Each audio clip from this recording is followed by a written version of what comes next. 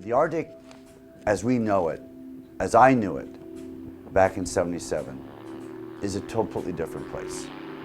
It's been basically about a 10% loss of ice per decade for the last couple decades, but it really didn't hit home to us because of the variability, interannual variability, till 2007. And 2007 was the year that the ice just completely disappeared.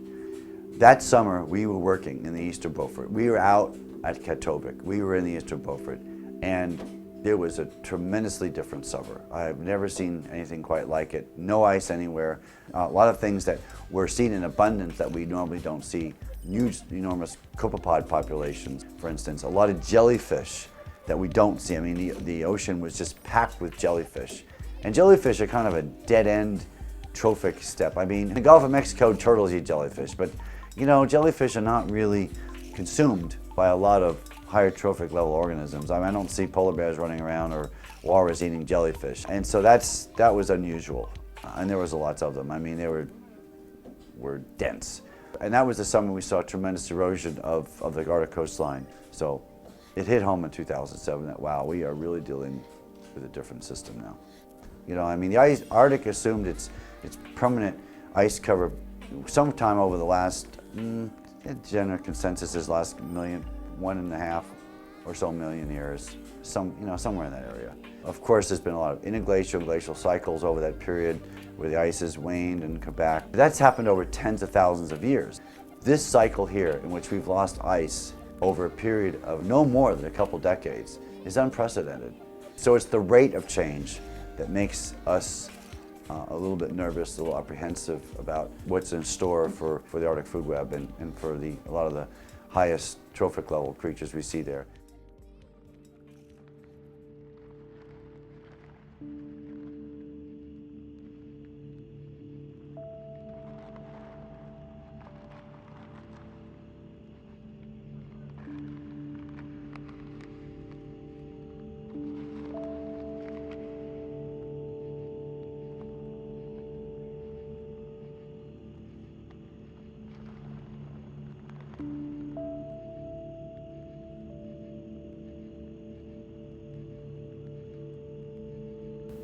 The Inupiats are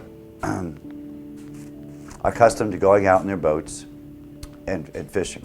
They do it all summer long, and their boats are not designed for big waves, and because they don't normally see big waves. And a family went out and went fishing, and we're gone for a while.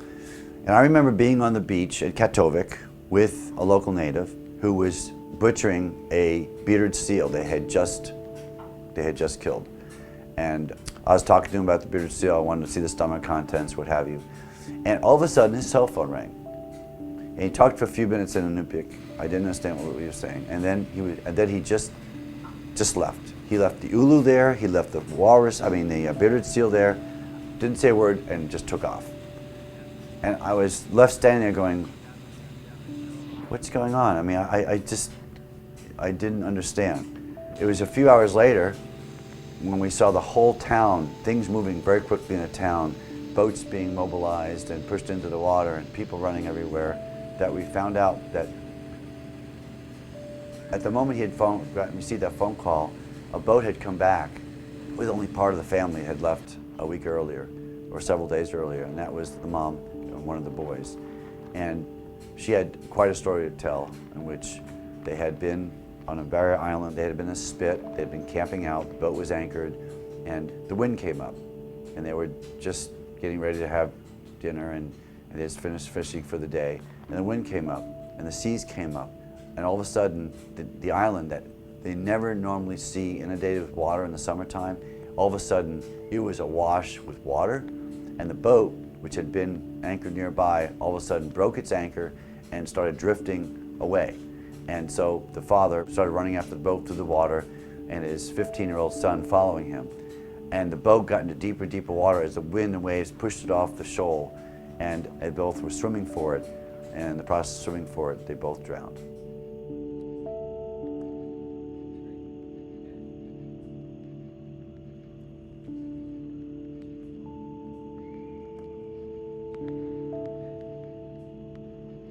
that was a very poignant example of how things have changed. They weren't accustomed to situations like that. They weren't accustomed to waves of that size ever, and having to deal with the Arctic, the new Arctic. The new Arctic is not a place for small boats and to be camped out on a low elevational barrier island anymore. It could be washed over easily in the summers now, where in the past that never would happen. And that's what I mean about adaptation. Humans have to adapt as well as the animals.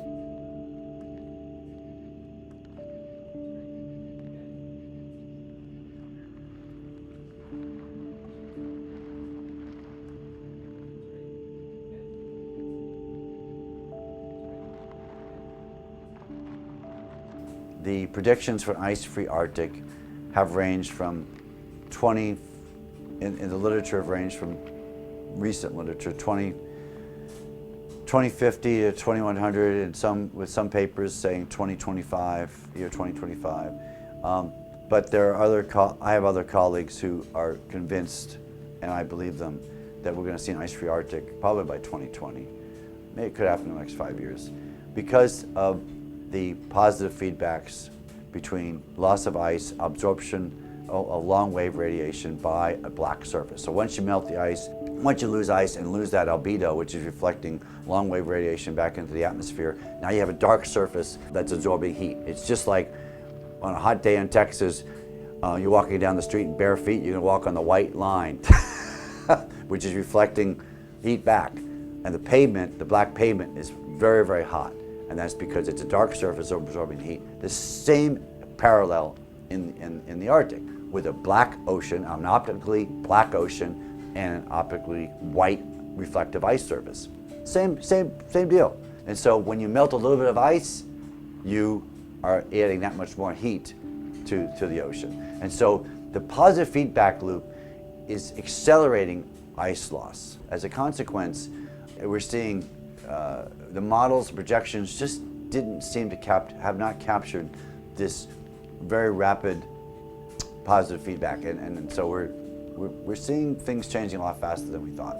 I try not to get too depressed about it. You can think about it as depressing, but at the same time, there's a lot of opportunities there to understand these systems. Sure, you see some unfortunate things. You see baby walrus drowning because they have no ice, their moms are gone, and that's sad. You hear accounts about polar bears that swim enormous numbers of miles and eventually drown, or if they do reach the coast, they're so emaciated they can't survive.